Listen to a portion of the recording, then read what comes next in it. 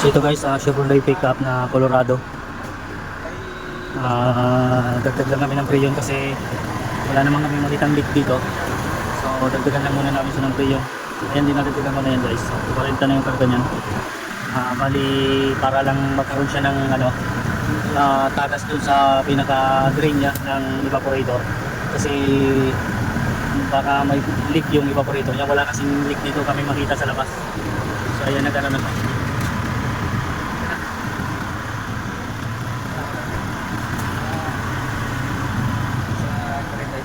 Cleaning na rin yun, no? Yung mahabang boss. Bali, linisin na rin namin itong condenser niya. Kasi ang dami ng tumi. So, para maiwasan yung high pressure.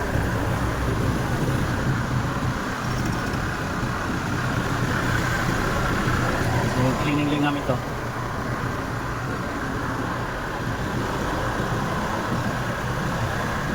Sir, pakiyaw po na sir yung engine nyo, tsaka yung aircon. Ilinisin natin yung condenser. I-off na lang. Pati yung makina. Okay, may timer naman daw. Okay.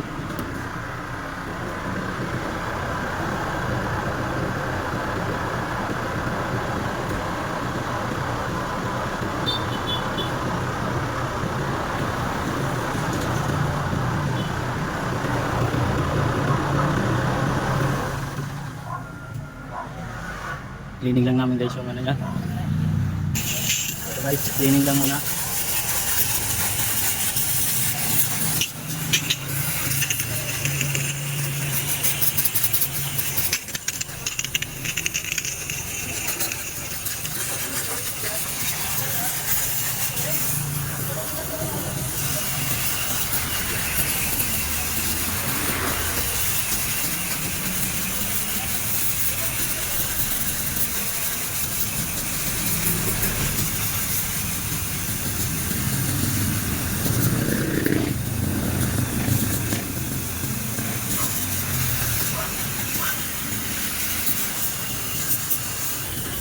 Pati yung radiator, damay na natin linisin para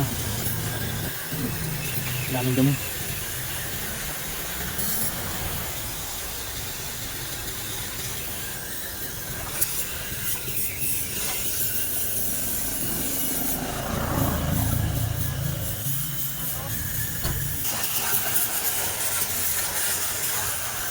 So yun guys, daming dumi oh.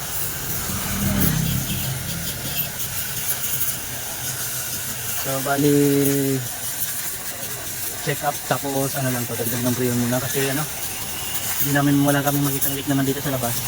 So pagka ganito malamang obserbahan muna to ng mga ilang days.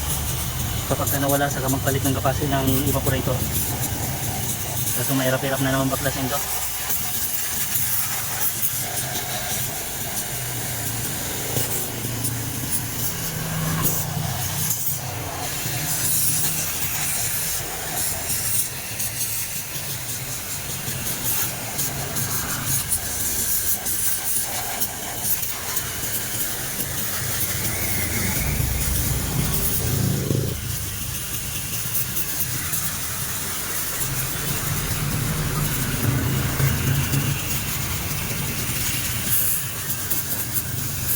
So yun guys, grabing dumi ng condenser.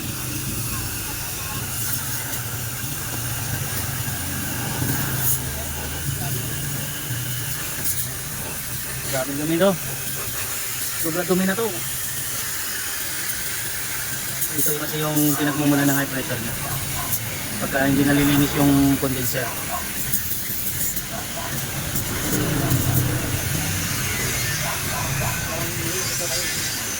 Ha? Wala na?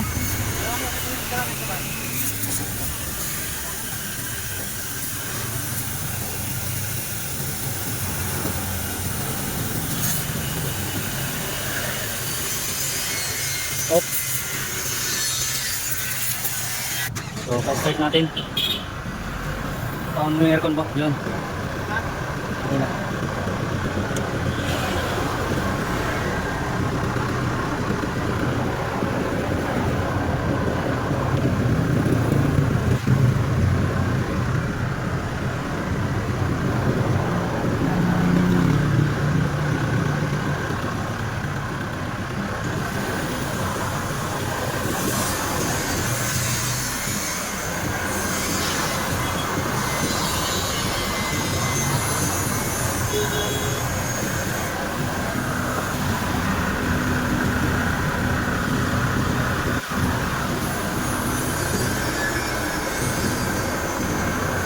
Dagdagan pa natin ng konti guys.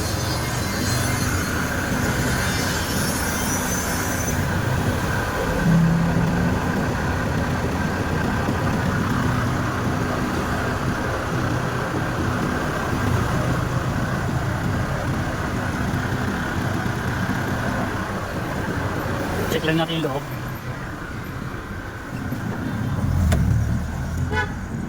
So ayun.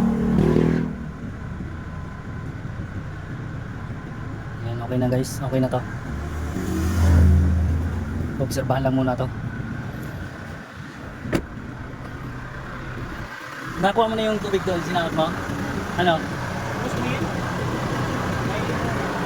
Bilang is?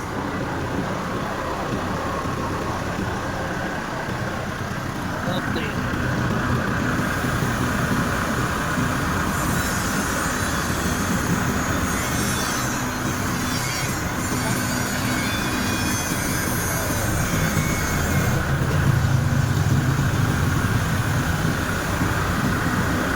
So yan guys, okay na to. Yan, okay na yun. Ayan, yung nag-return niya yung labi niya sa condenser sa iba, ano niya, yun o. Sa compressor.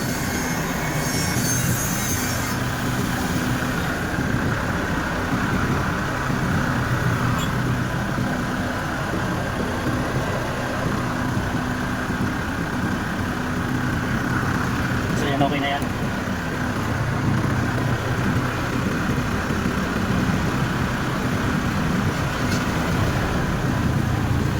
So guys, okay na.